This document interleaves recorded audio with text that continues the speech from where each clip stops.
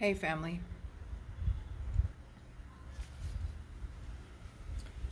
I'm about to do a rant, and it's on a topic that is very near and dear to my heart.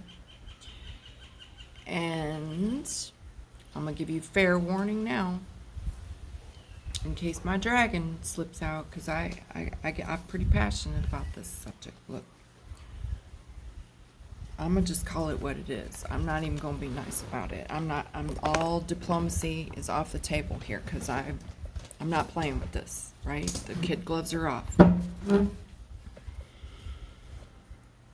It's called what I like to call, well, it's been called, I believe. Somebody coined the phrase. I agree with it wholeheartedly. It's called the birth industrial complex. Now, I'm sorry if my video is not coming out straight. Look, my fancy dancy cardboard box production studio got wet in the rain. So it's a little maybe off. Doing my best. So let's see.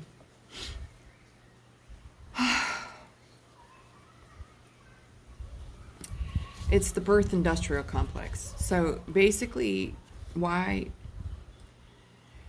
like, if you look around in society and you go, oh my gosh, why this and why that, and how could this person, and how could that happen, and why does this evil persist in the world, and why is there so much like violence and dysfunction? Well, that's a deep subject. Pour myself a wee spot of tea here. We'll dive right in. So,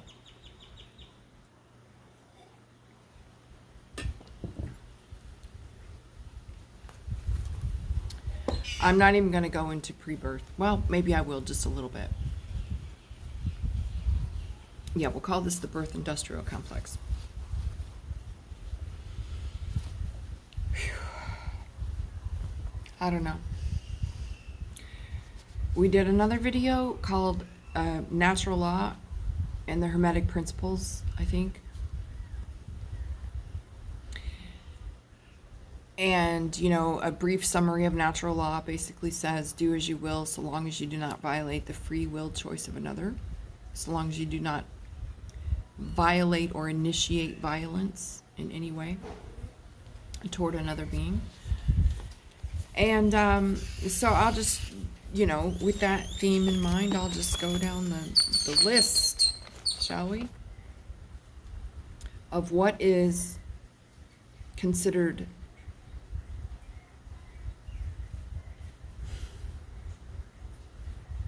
normal or appropriate or I don't know, contemporary thought and belief systems behind childbirth. And what I like to refer to as I had seen the phrase coined once, and I agree with it wholeheartedly, it's called the birth industrial complex. But it's way more than just an industry. That's just what you see on the micro level. But on a macro level, take what I'm about to say and think about things in the unseen world. And think about some of the stuff we talked about before about the shattering of the psyche and the harvesting of the soul.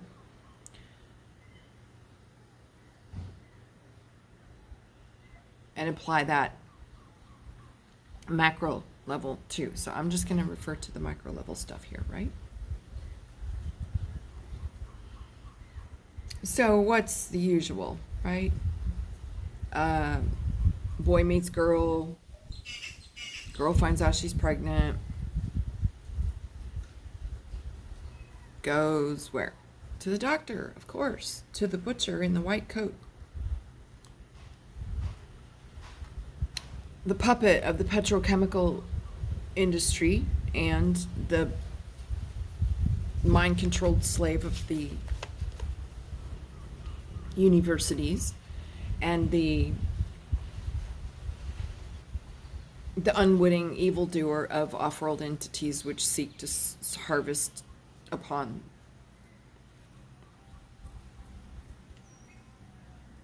our light, in this case, the light of the unborn children. So, and I don't know exactly the stages with it, what the medical schedule is to say at this week you got to come in for this and this week you got to come in for that. But I just know there's a lot of prodding and probing and violating the space of the unborn child who's in the safe space of the womb for a reason, not because he's not really ready to interface with the outside world. He hasn't come through the birth canal yet. It's his sacred space. It's his abode. It's his boundaries, or her boundaries. So, yeah, this poking and prodding and all under the name of scientific retarded science.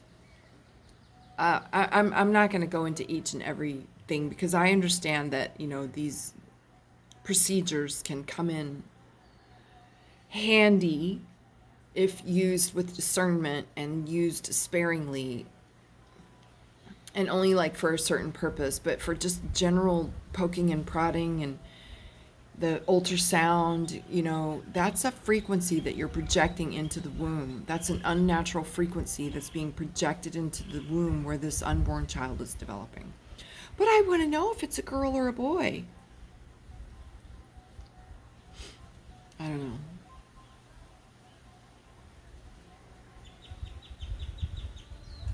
Anyhow, just saying, it's a violation of the space of the womb of the unborn child. It shouldn't be done for just any old reason. It's kind of a big deal, right? And we'll just fast forward to the day of birth, right? Or the delivery date, the due date, they say.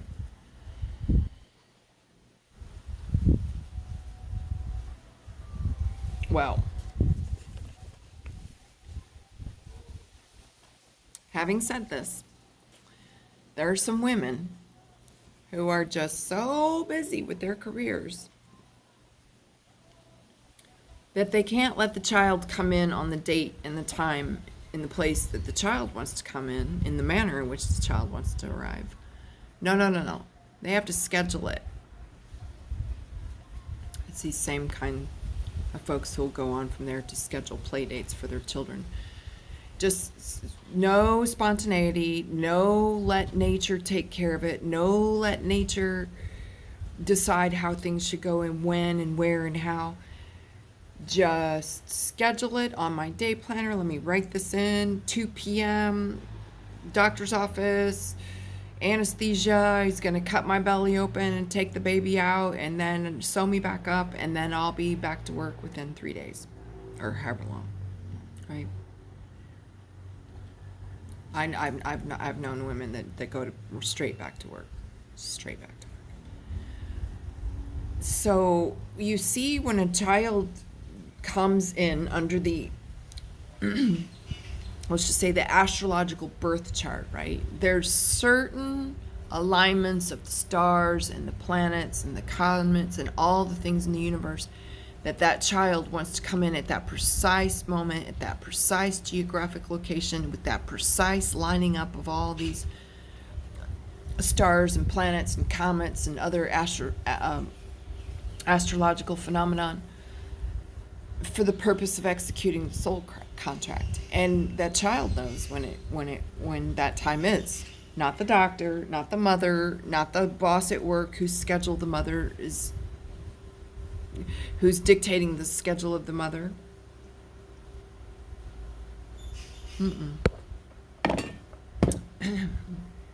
Divine intelligence, right? So we're going to interfere with that and mess up the child's plan. And now they're born under another astrological lineup Now they're born without those influences that they chose to have in their life going forward.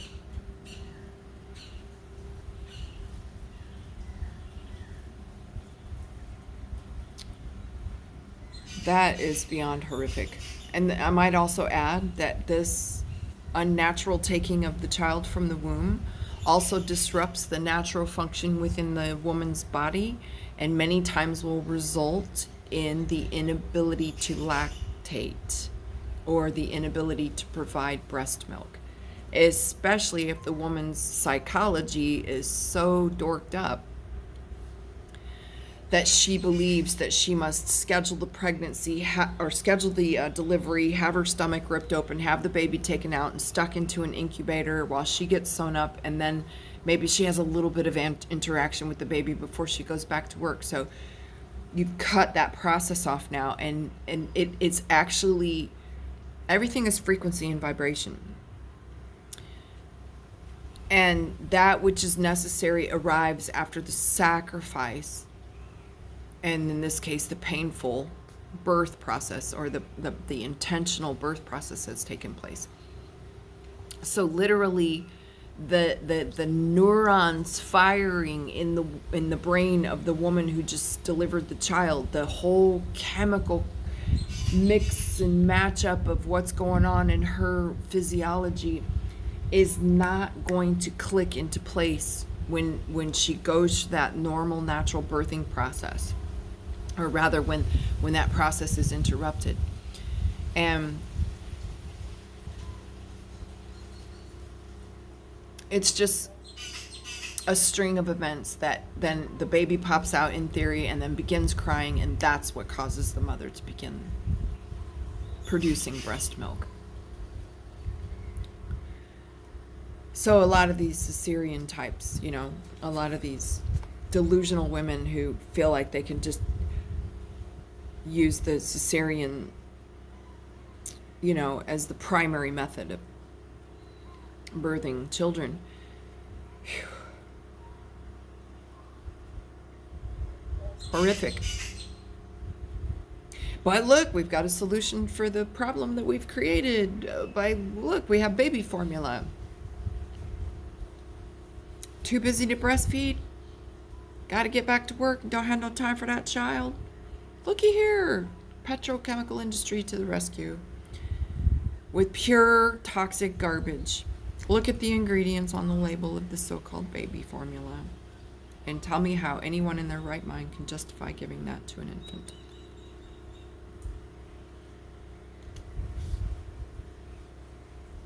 Where are we now? Yes.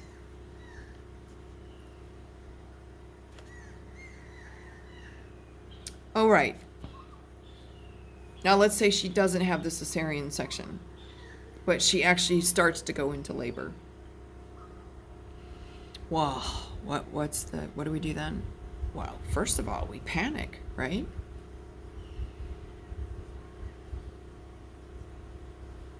Lose our shit. Lose control of the way in which we choose to perceive the breaking of the water. And I don't even know that breaking the water is necessarily. I've known women who've gone through a natural birth process and their water didn't break, like the baby was born in the sac with the amniotic fluid into the pool of water. And it was at that moment when it passed through that final stage of the birth canal, that's when the water broke. So that's something to think about too. But anyway, this panic and let's call the ambulance and rush to the hospital, got the sirens going and the fluorescent lights and the sterility of this horrific place of just toxic death, the hospital. Whew, sick place on so many levels and in so many ways. And then we're gonna throw the mother on her back to deliver a child. That's not how we deliver children naturally. Nope. We do it in a squatting manner.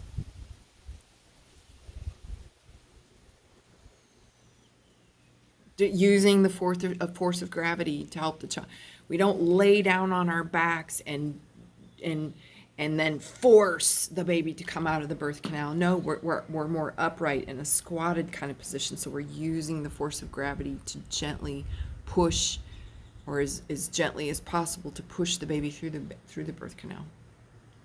And if it's breech, oh my God, here's another.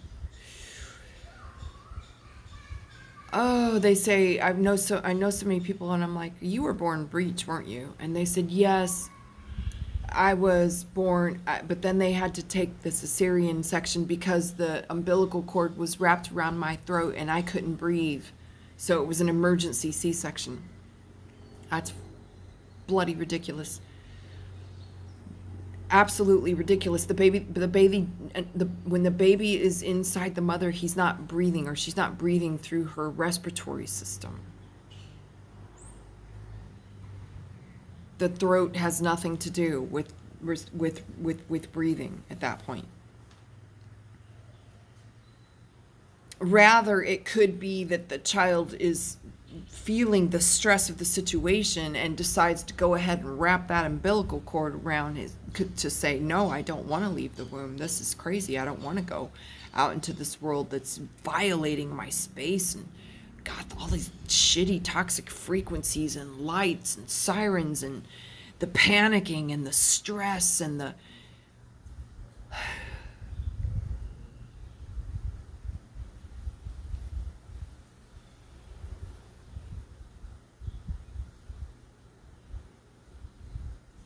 But, just as a side note, in the ancestors' traditions, if a child, like they would say, oh, well, the child is born breech. Well, then we just change the position of the delivery and we move into a different type of a squat. Instead of like a semi-upright or upright squat, we lean forward and push this way. Oh, no, they have to take the baby out by cesarean. That's right, because that baby that's being born butt first is what we call breech. It's also what we call the shaman or the joker, or the one that comes out showing his ass to the world, basically saying, screw you, world. I'm here to do things differently. I'm here to be a pain in the ass of the construct. No, they don't want them to come out like that. They want to take that from them. Like I said, this has many implications in the seen and unseen world. Oh yeah, don't even get me started about the drugs. They put epidermal and, what's it called? Epidermal? I can't remember the name, but there's this, and they literally shoot it into the spinal fluid of the mother to basically paralyze her and separate her consciousness from the process of the birth, right? And from any pain that's associated with that, or any discomfort whatsoever.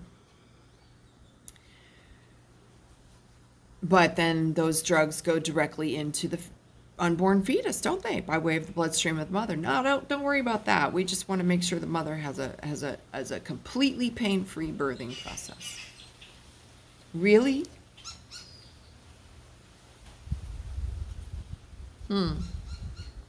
You'd like to ask the butterfly about the birthing process there and how painful that is?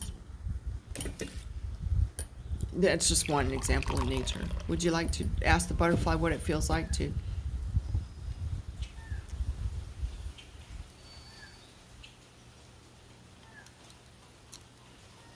form a cocoon around its caterpillar body and then melt its caterpillar body down into a completely dissolved liquid state, and then form back together in the butterfly, take a complete another form, and then on the day of birth to struggle out of that cocoon and to struggle to that butterflies maybe got a wingspan of here to here, right? And then he's wrapped up in a cocoon which is about the width of these glasses, right? So how much unfolding of the wings. Just a great struggle, and all the while doing so in nature. At any moment he could be pecked out of existence by a bird or some other animal that would prey.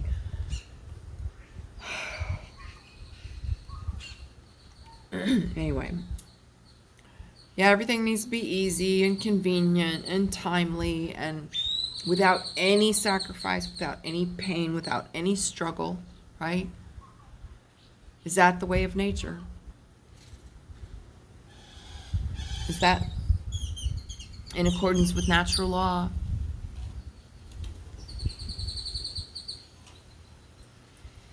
Wow. And the baby comes out and into the hands of rubber gloves from a doctor that's delivering the baby.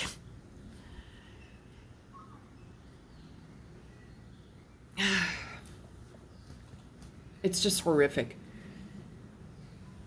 And the fluorescent lights and the sterility of the place, and it's cold and it's unfriendly and it's not warm and it's not loving at all.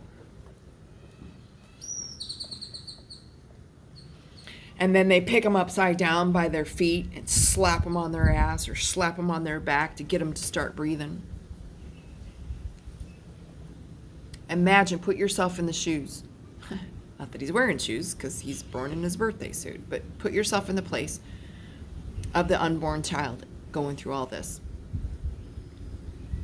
Not to mention anything that was picked up while they were in the womb. I mean, outside of the ultrasounds, outside of the prodding and the poking, but just the thoughts and the emotions and the stress and the trauma and the triggers and the panic and the anxiety and the worry and anything else that the mother that's going on with the mother is going through the child. So there's trauma, family, before the baby's even born. Lots. But then we go through this process and increase the trauma. And if it's a boy, then we just double down on that trauma by slicing and dicing his most sacred, sensitive part of his body, called circumcision.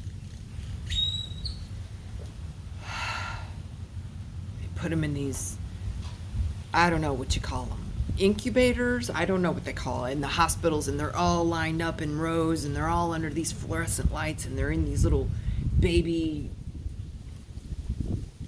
containers instead of being with the mom and the dad. Wow, I mean, I could just go on and on and on, but I won't. I'll leave it at there. That's just my rant on the birth industrial complex. And I want to just tie it all together by saying, well, first of all, let me give some props. I love to support other people's work, especially if they're making it one of their, if not their, primary purpose in life.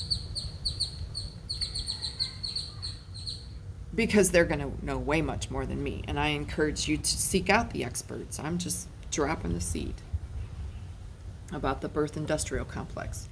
And as it pertains to the dysfunction that's within our society. If we have dysfunction within the society, well, where we can ask, from where does that stem? What seed was sown for that tree to bear that fruit? Go back to the root. And in this case, we can go back to the time of the unborn child and the birthing process, or the birth industrial complex, BIC. A whole soul harvesting and the shattering of the psyche. And this is where the psychosis begins.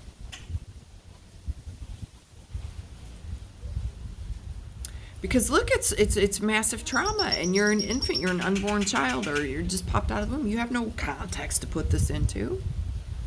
You do have the phylogenetic memory imprinted of all the trauma, for sure. But you don't know it's there because you don't have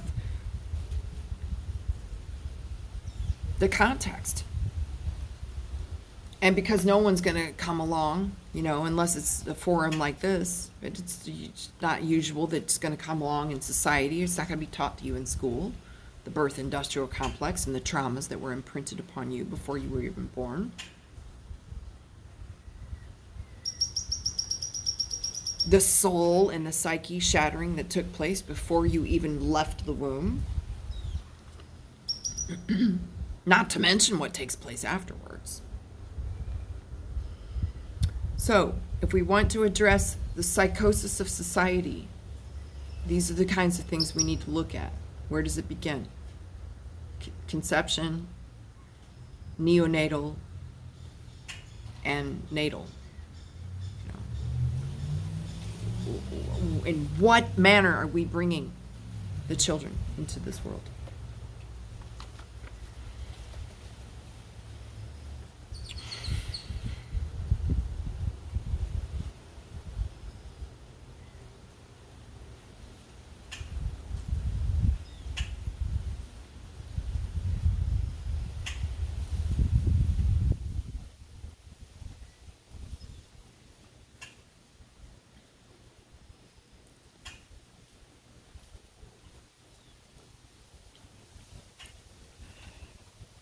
Sorry. Told you. I did tell you, didn't I? That this is a subject very near and dear to my heart.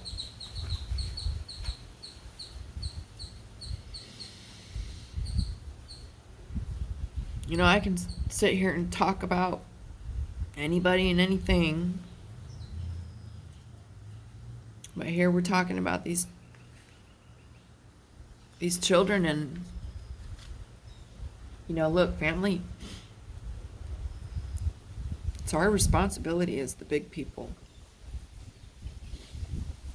to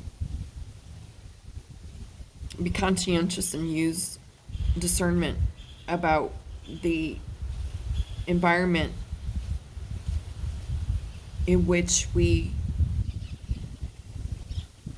present for the children, right?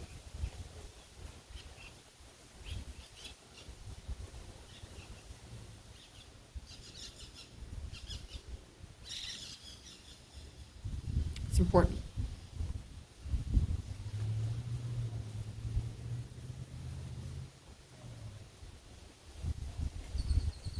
So, close this here with a shout out to, and these are just two that I happen to know. I'm sure you can find within your own communities and towns and people like this. These are just two that I happen to know. A friend of mine here named Luz Ballister, and she is working on a documentary called Revolutionary Motherhood.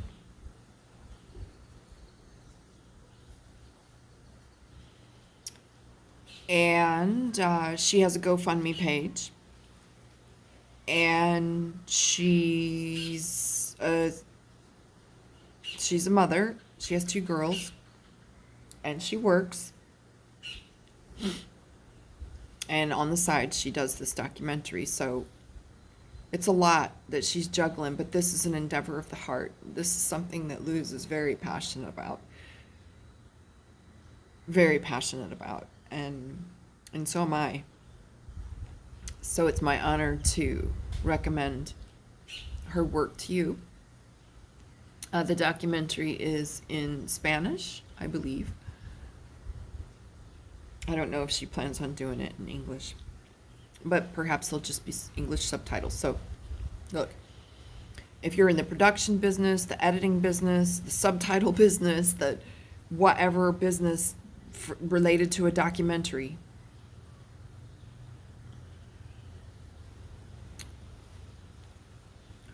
or if you're not and you just want to contribute a little finances to help her along the way while she fleshes out this endeavor of her heart, it's much appreciated. It's called Revolutionary Motherhood, and like I said, there's a GoFundMe page if you can support Luz and her work. The other shout out I want to give is to a lady, I believe she's in the States. I believe she lives in the States, yes. And her name is Allison Mack.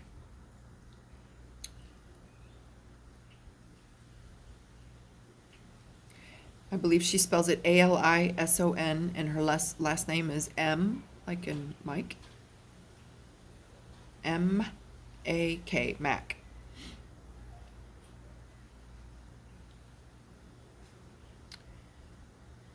And I know she has a Telegram channel.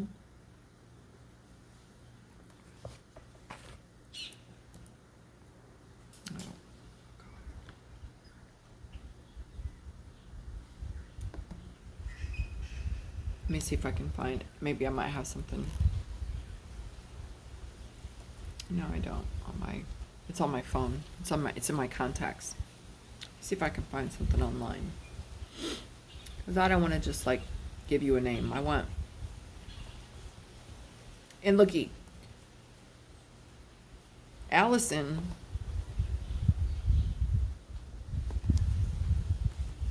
Well, I just can't say enough about this beautiful lady. She, gosh, looks like she's on Instagram. I don't really get into all these social media. I don't have any of these. Facebook, LinkedIn, Instagram. These are the top 3 results. Twitter. Pinterest. My goodness. See, I guess, I don't know if she has her own website. But maybe you can find out. She's on Telegram too. She's got a channel on Telegram. And she has a ton of resource material. Like basically you could take the stuff that she has published and put into PDF format for free downloads. She doesn't even ask money for this. That you could start your own home birthing center in your own town. Like you could literally, become the expert.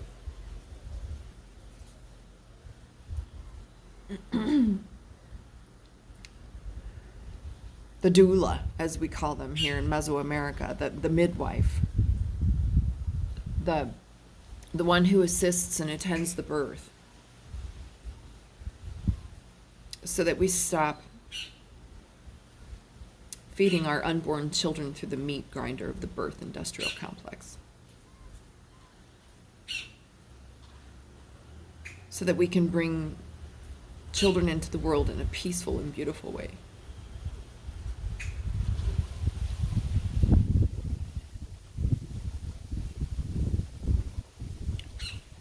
Because it's one thing to initiate violence, and then it's a whole another thing to initiate violence against children, right? We're supposed to be protecting them, right? The hell craziness is this? Looky here, I don't have none of these. I don't have none of these. Social media websites. So if I try to click on Instagram, it's going to ask me to sign in. I don't want an account. I don't want another app. I don't want another venue for input. There's plenty enough already.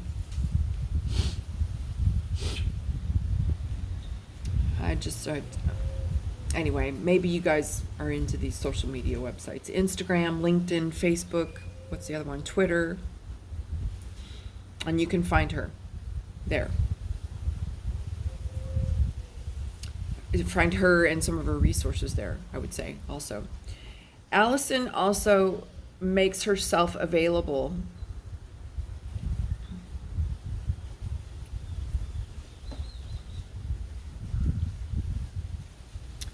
for free. She doesn't charge anything. If you're local to where she's at, she'll come see you personally. If you're far away, she'll work with you over the phone or whatever.